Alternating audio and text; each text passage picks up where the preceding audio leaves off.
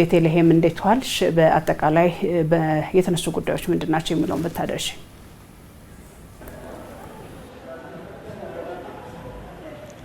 አመሰግናለሁ አዳነች። እንደምን ሁላችኋል ተመልካቾቻችን። ቀደም ሲል እንግዲህ ለመግለጽ እንደሞከርኩት የኢትዮጵያ መገናኛ ብዙሃን ባለስልጣን የመገናኛ ብዙሃን ለሀገራዊ ጥቅም በሚል መሪ ሀሳብ በዛሬው ዕለት ሀገር አቀፍ ኮንፈረንስን እያካሄደ ነው የሚገኘው።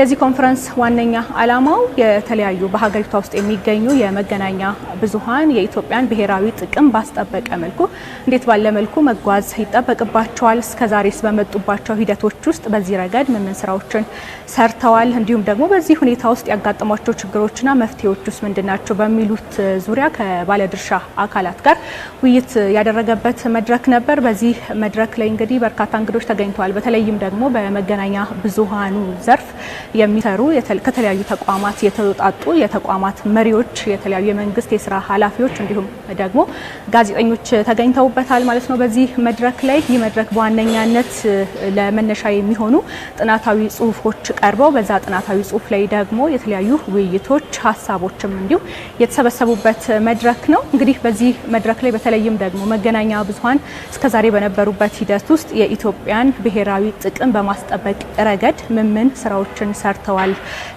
እስከዛሬ በነበሩ ሂደቶች ውስጥ ያጋጠሟቸው ችግሮች ምንድናቸው የሚሉት የተለዩበት ነው።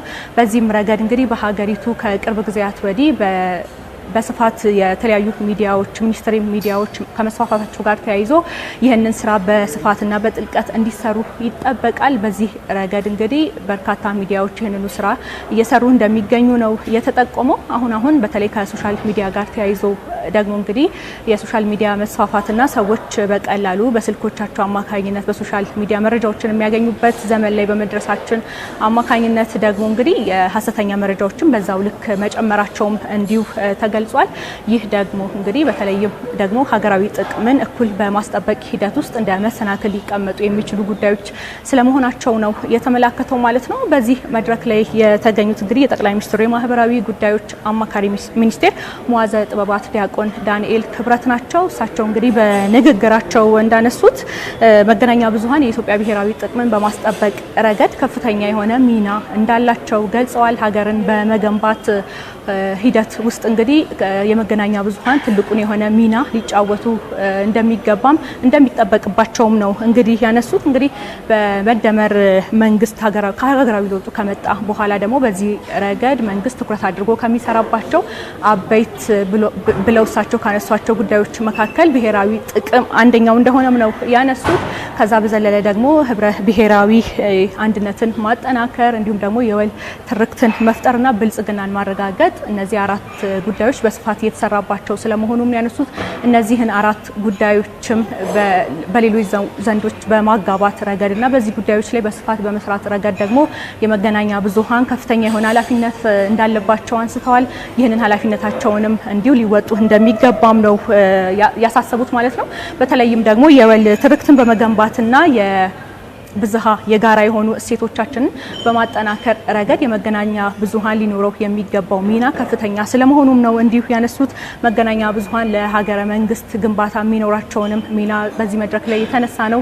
እሳቸውም አጽንኦት ሰርተው ያነሱት ነው። በዚህ ረገድ መገናኛ ብዙሃን የሚኖረው ሚና አንስተዋል። በዚህ ረገድም መገናኛ ብዙሃኑ የራሱን የሆነ ኃላፊነት ሊወጣ እንደሚገባ ነው የተነገረው። የኢትዮጵያ መገናኛ ብዙሃን ባለስልጣን ዋና ዳይሬክተር ሃይማኖት ዘለቀ በበኩላቸው እንዳነሱት ደግሞ እንግዲህ መገናኛ ብዙሃን ወቅቱንና ትክክለኛ መረጃዎችን በማቅረብና ለህዝቡ በማስተጋባት ረገድ ከፍተኛ የሆነ ሚናን ሊወጣ እንደሚገባ ነው የተናገሩት። ከሀገራዊ ለውጡ ወዲህ እንግዲህ በመንግስት ሀገራዊ ለውጡ ከተደረገ ወዲህ በርካታ የመገናኛ ብዙሃን ስራዎቻቸውን እንደጀመሩ ተነስቷል። አዳዲስ የመገናኛ ብዙሃንም ኢንዱስትሪው እንደተቀላቀሉ ነው የተነሳው። በዚህም ረገድ እንግዲህ ከለውጡ በኋላ ከ150% በላይ የመገናኛ ብዙሃን መስፋፋታቸውን የተነገረው። መገናኛ ብዙሃን ሰፍተዋል ሲባል ደግሞ ብዝሃ ቋንቋን ማስፋት እንዲሁም ደግሞ ብዝሃ ታሪክና እሴቶችንም በመግለጡ ረገድ በዛው ልክ የተለያዩ ስራዎች ስለመኖራቸው ነው የተነሳው። ይህ ሲባል ደግሞ እንግዲህ ከሚዲያዎች መስፋፋት ጎን ለጎን ደግሞ የሶሻል ሚዲያ መስፋፋትንም እንዲሁ በዋነኛነት አንስቷል። በዚህ ረገድም እንግዲህ በርካታ ሶሻል ሚዲያ ተጠቃሚዎች ቁጥር ከማደጉ ጋር ተያይዞ ሀሰተኛ መረጃዎችንም እንዲሁ የመቆጣጠርና እነሱን የመጠበቅ ስራም እንዲሁ የመገናኛ ብዙሃን ኃላፊነት እንደሆነም ነው ያነሱት ማለት ነው። እንግዲህ በዚህ መድረክ በዋነኛነት እስከዛሬ ድረስ በመጡባቸው የመገናኛ ብዙሃን ሂደቶች ውስጥ ሀገራዊ ጥቅምን በማስጠበቅ ረገድ ምን የሚታዩ ስራዎችን ሰርተዋል የሚሉ ሀሳቦች ናቸው በስፋት የቀረበው። በጥናቱ መሰረት እንግዲህ ታላላቅ የሆኑ ሀገራዊ ፕሮጀክቶች በተለይም ደግሞ የሀገሪቱን ብሔራዊ ጥቅም የሚያስጠብቁ ትልልቅ ፕሮጀክቶችን በማስተዋወቅ ሰዎች ተሳታፊ እንዲሆኑ በማድረግ ረገድ መገናኛ ብዙሃን ስላላቸው ሚናም ነው የተመለከተው። ከዚህ ጋር እንዳብነት የተነሳው እንግዲህ ኢትዮጵያ በምግብ ራሷን ለመቻል የምታደርገውን ጥረት ለዓለም ማሳየት ከዛ በዘለለ ደግሞ በአረንጓዴ አሻራ እያስመዘገበች ያለችው ውጤት እየሰራች ያለችውን ስራም ለሌላው ዓለም የማሳየቱ ስራ እነዚህ ሁለቱ ስራዎች እንዲሁም ደግሞ በኢትዮጵያ ህዳሴ ታላቁ የኢትዮጵያ ህዳሴ ግድብም እንዲሁ ለአብነት የተነሳ ጉዳይ ነው።